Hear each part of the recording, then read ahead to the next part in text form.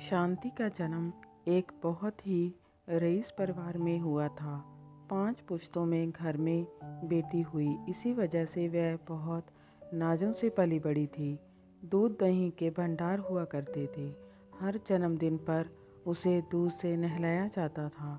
उसकी शादी धामपुर के बड़े जमींदार के बेटे मोहन से हुई। ससुराल इतना अमीर था कि घर में सोने की ईंटें हुआ करती थी।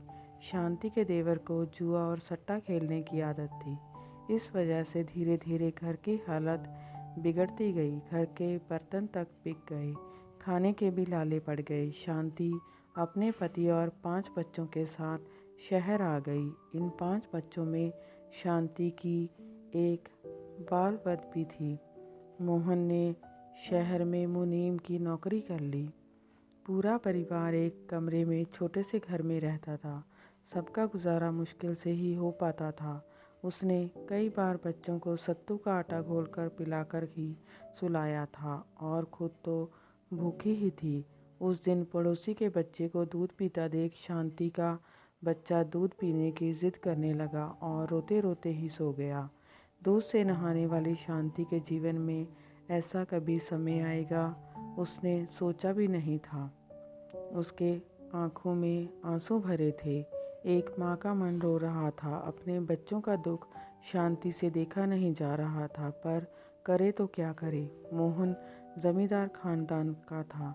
उसे शांति का बाहर काम करना मंजूर नहीं था। घर की हालत बिगड़ती देख शांति ने सिलाई सीखने का मन बनाया। मोहन के जाने के बाद बच्चों को घर में बंद करके बाहर से ताला लगाकर वह सिलाई सीखने 2 घंटे के लिए जाने लगी। फिर उसने पड़ोसी से मशीन उधार लेकर लोगों के लिए कपड़े सिलना शुरू कर दिया। धीरे धीरे उसकी आमदनी होना शुरू हो गई और घर खर्च में आसानी होने लगी। सभी उसकी सिलाई किए हुए कपड़ों की बड़ी तारीफ किया करते थे। उसके हाथ में अलग ही हुनर था। लोगों के कपड़ों के बचे हुए कतरन से वह अपने बच्चों के कपड़े सिल दिया करती थी। मोहन के आने का जैसे ही समय होता था, तब तक सब कुछ वापस छुपा कर रख दिया जाता था। बच्चे भी काम में मदद करते थे। दिन में वह दुकान में काम पर जाते थे और रात में पढ़ाई करते थे। बिजली का खर्च बचाने के लिए वह गली के कोने पर लगे हुए स्ट्रीट लैंप के नीचे पढ़ाई करते थे। मोहन का बेटा राजू पढ़ने में बहुत अच्छा था। वह आगे पढ़ना चाहता था, लेकिन पढ़ाई के लिए फ़ीस देने के लिए पैसे मोहन के पास नहीं थे। इसी परेशानी से वह बहुत दुखी था। रईसी में पले बड़े मोहन के लिए नौकरी करना आसान नहीं था। मालिक छोटी छोटी सी बातों पर ही उसे ज़ोर से फटकार लगा देता था। हर बार अपमान का घूंट पीकर रह जाता था।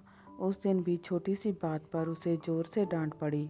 आधा दिन काम करने के बाद सर में दर्द होने के कारण मोहन काम से जल्दी घर आ गया और उसने घर में चल रहे सिलाई के काम को देख लिया।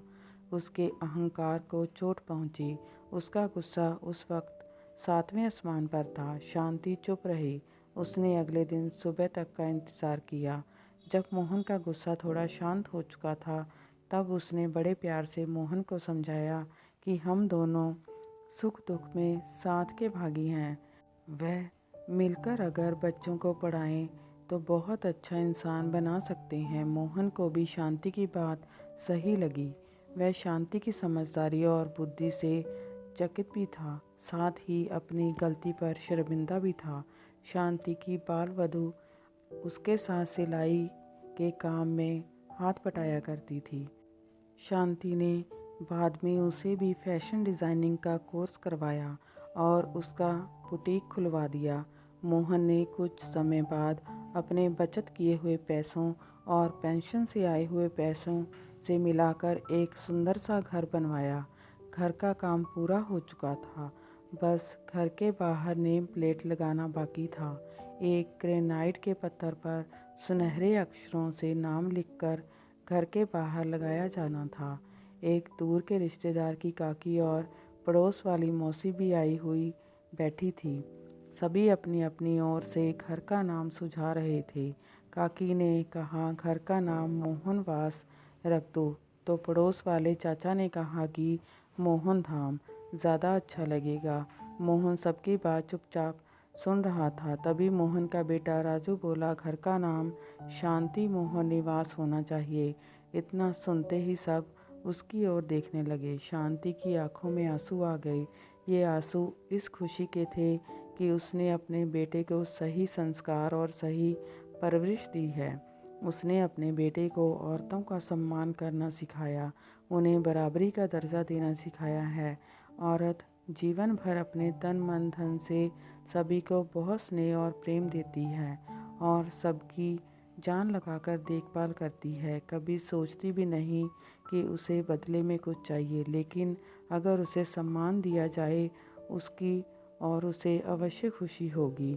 पड़ोस के चाचा, रिश्ते वाली काकी सभी राजू की बात का विरोध करने लगे। कहने लगे कि यही समाज की परंपरा है, हमारा समाज पुरुष प्रधान समाज है, तुम औरतों को इतना सर पर चढ़ा रहे हो और अन्य बातें कहे जा रहे थे। तभी मोहन कड़क आवाज़ के बीच में बोला, मैं राजू की बात से बिल्कुल सहमत हूँ। इस घर का नाम शांति मोहन निवास ही रखा जाएगा। ये घर जितना मेरा है उतना ही शांति का भी है। शांति ने जीवन भर मेरा बराबरी से साथ दिया है, तो घर के नाम पर उसका हक क्यों नहीं है। राजू अब IAS अफसर बन गया है।